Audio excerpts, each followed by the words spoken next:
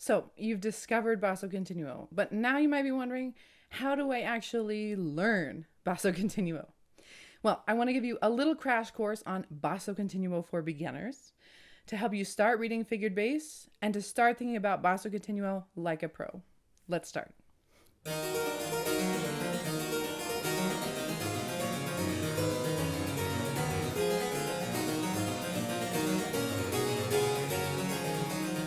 So the first step is learning what the figures mean. Figures are the numbers that are above or sometimes below the bass line that give the harmony. Now, figures equal the intervals above the bass line. They're a little bit different than Roman numeral analysis. It's the same kind of harmony that we're talking about, but how it's notated is different. So figures give the intervals above the bass line. Now, for example, a 6, the figure 6, means to play a sixth above the bass line. That would be, for example, if the bass note was a C, the sixth above that would be an A. Now you play figures according to the key signature though. So, for example, if we are in G minor and the bass note is an F sharp and it has a figure that's a 6 under it, the sixth above that you're going to play is the D, which is a minor sixth, not D sharp.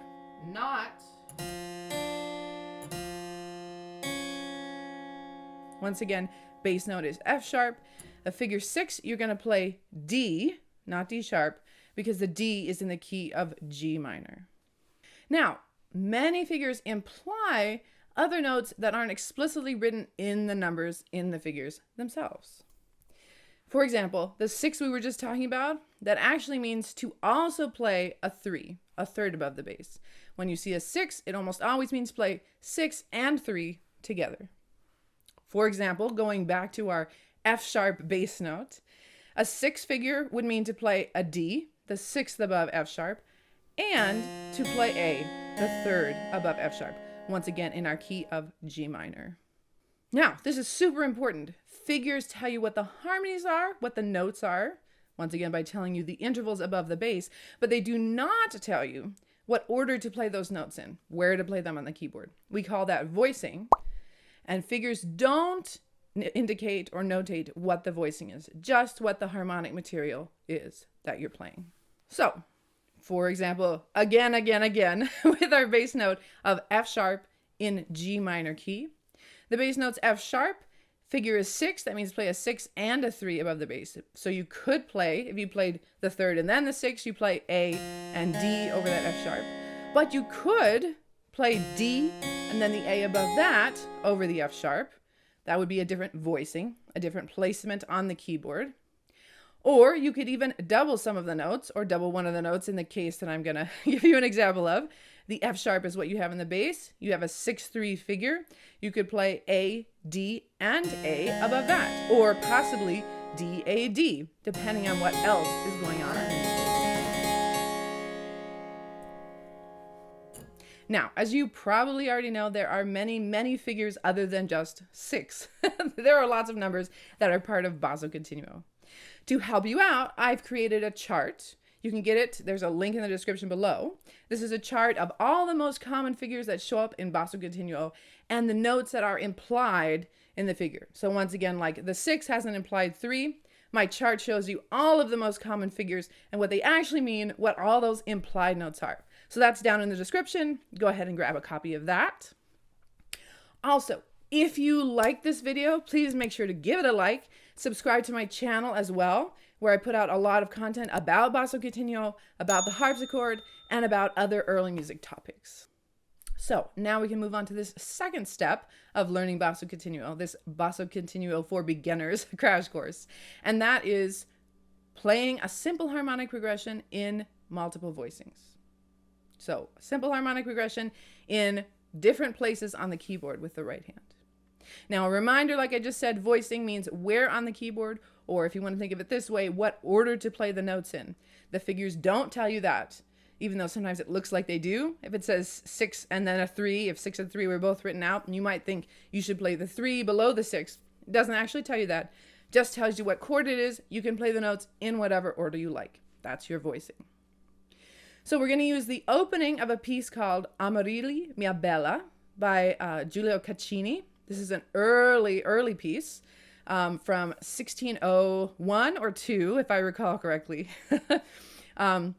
It's the first collection of monody, a single vocal line with accompaniment that was ever published.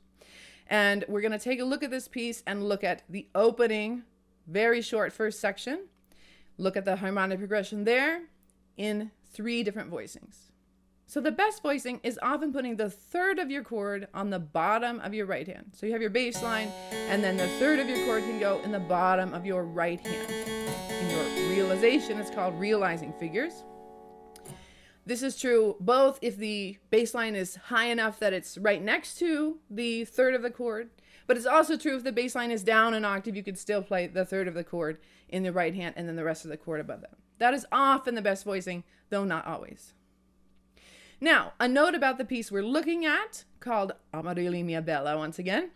There are figures that you don't normally see in later pieces, like 11 and 10 in this first little section we're looking at. All you have to do is subtract 7 from those to get their most common version. That's because these are called compound figures. They're really just big numbers for what happens the octave down. So 11, for example, minus 7 is 4. That's a more common figure. And 10 minus 7 is 3. That's a more common figure. Okay, so back to our piece now. If you start with the third of the chord, now when I say third of the chord, I'm being a little inaccurate here. What I really mean is the third above the bass, that 3 in the figure. So the third above the bass. We start there. It is the third of the chord here, but not always with different figures. So if you start there in the right hand, then you keep playing. When you get to the 6th chord, use an open position. So that means have the notes spread out, far away from each other, instead of close together, to avoid having parallel octaves with the bass. What's going to happen when you do an open position, so the notes are far away from each other, is you're going to end up doubling one of the notes and leaving out one of the other ones. So in this case, you're going to leave out the F sharp, and you're going to double either the A or the D, depending on which position you're in. For this position, where you started with the third, the figure 3 in the right hand of the bass, that 6 is going to open up and you're going to double the A's. So A, D, A.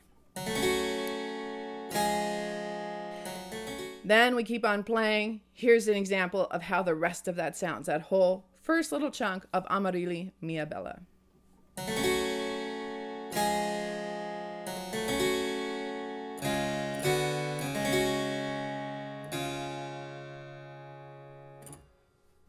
So there are 2 other possible voicings for this. You can see once again, we just have the bass line on the screen. I want to focus on that before we add in the vocal line that goes above it. But the lower voicing would be to put the root of the chord in the bottom of your right hand. Here, the bass note is already taking that spot, so you can just play 3 and 5 above it, and then go from there, staying in that voicing. Or you could go to a higher voicing than the original one we looked at and put the 5th of your chord, the 5th above the bass, in the bottom of your right hand, and then do a voicing that stays in that area for this first chunk of the piece. I'm going to demonstrate those now so you can see them both. The lower one first, and then the higher voicing after that.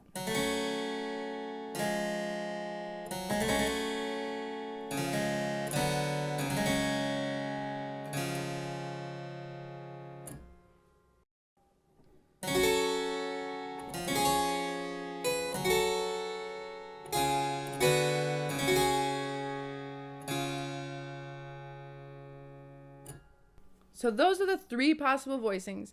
Usually that's the number of voicing possibilities you have for any given piece, because about basso continuo playing, you don't want to go above, in your right hand, the F, an octave and a 4th above middle C. So generally you only have 3 positions that, at most, that aren't gonna make you flaunt that rule. So you want to choose what voicing works best for your piece on a number of factors. Those factors include the affect. We call it the affect, which means the mood or the character of the piece, the side of the ensemble that you're playing with, the text of the piece if it has text, and a variety of other factors. But perhaps the most important factor is you want to choose a voicing where you aren't going to end up doubling the melody line, and you aren't going to end up playing above the melody line.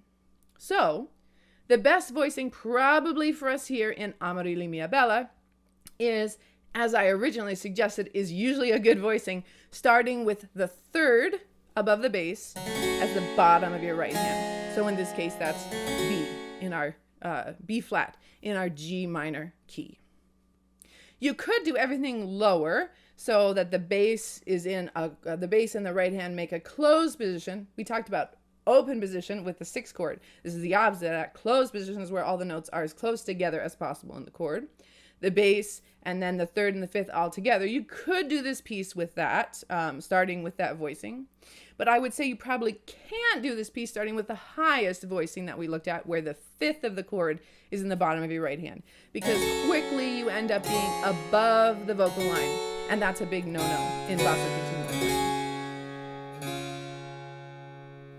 Now, before we move on to my third step today for learning basso continuo, I've created a guide. You can find it linked down in the description. That's going to help you with the first two steps. So not this third one we're going to talk about, but the first two steps. It goes even into a little bit more detail, breaks it down a little bit more for making actionable what we just talked about, which is knowing and learning what the figures are and then playing them in a few different voicings. The piece that's actually in that guide is the Amarili Mia Bella piece by Chuaqui that we're looking at today. So that's in there, as well as the figures chart that I mentioned earlier. So you can grab that down in the description below. I'll put a link there as well.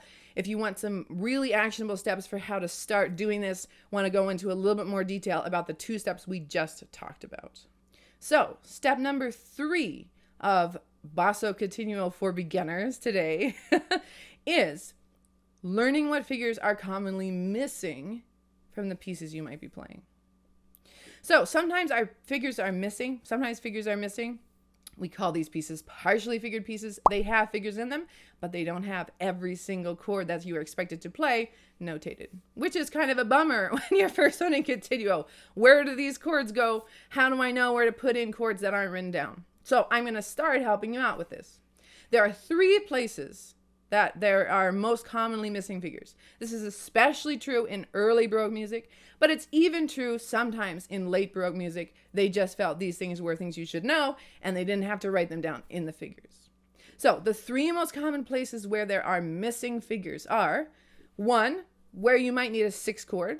So often you see 6 chords written down, but sometimes you don't.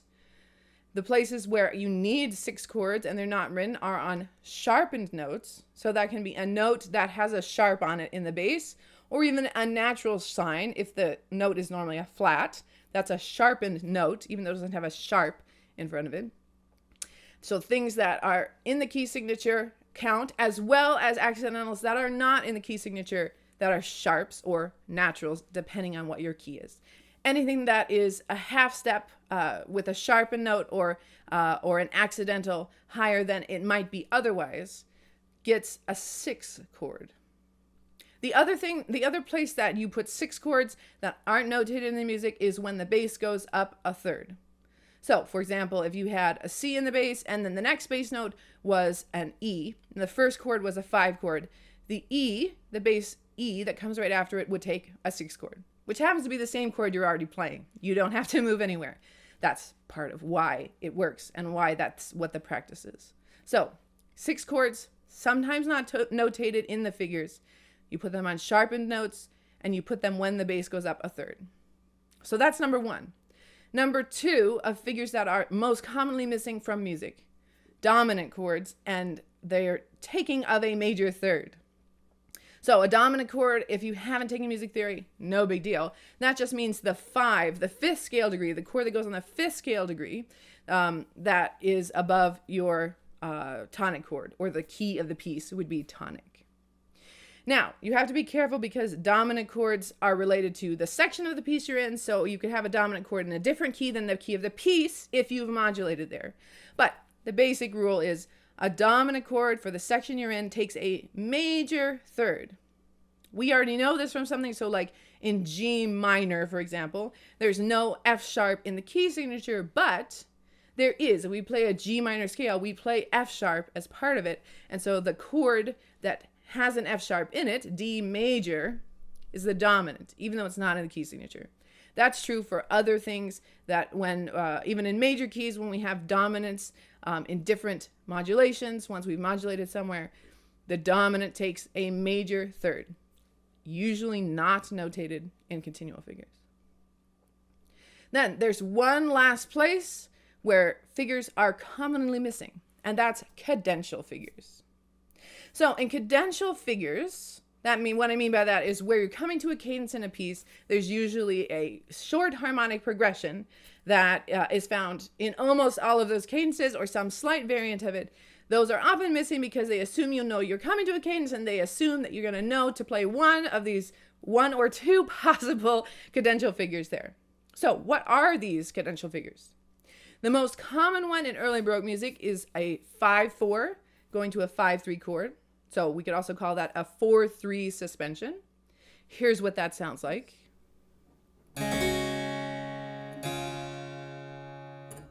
That is often missing from the figures. Then there's an extended version of that. So it ends with a 4-3 suspension, a 5-4 chord going to a 5-3 chord. But before those happen two more chords. So it goes 5-3, 6-4, then your 5-4, 5-3 chord.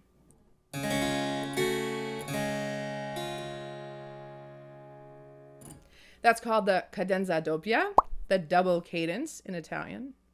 And that's just an extended version of the original old early Baroque. They use it in the early Baroque extensively as well. So both of those are early Baroque cadences that also get used somewhat later. Then the other early cadential figure that's often missing is a 7-6 suspension right before a half cadence. So once again, haven't had music theory, doesn't matter. Half cadence just means you're ending on the fifth note above the bass, the fifth note above the key, if you're still in your original key, instead of most cadences end on 1 on tonic. If you're ending on 5, the dominant chord, often you will have a 7-6 suspension that goes into that. That doesn't show up in the figures.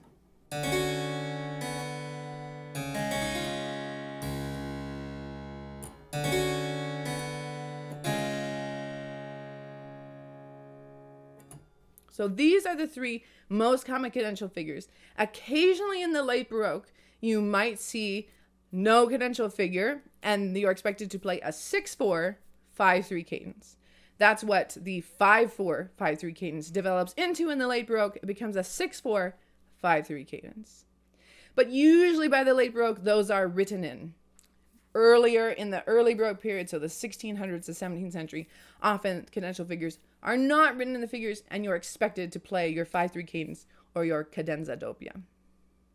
You can see all of these, I've written them in the cadential figures, in the missing cadential figures in the guide that's linked below, my guide to how to learn to play basso continuo in 3 simple steps. That guide down below has Amarili Mia Bella in it, and I have written in the copy that I give you in there the cadential figures that are missing in the figures that were given in the original piece. So now you know how to start learning basso continuo with this little bit of basso continuo for beginners tutorial. Make sure to grab my guide to start practicing and to dig into these first 2 steps, especially in a really practical way, how you can get figuring out figures happening in your own hands. If you like this video, please subscribe to my channel and hit that little notification bell so you get notified every time I put out a new video. And if you found this video helpful or useful, please give it a like and leave me a comment below. Leave me a comment below. It helps the video get pushed out. It also helps me know what you want to know that I didn't talk about. So thank you so much for watching. Leave me a comment below, and I'll see you in the next one. Bye.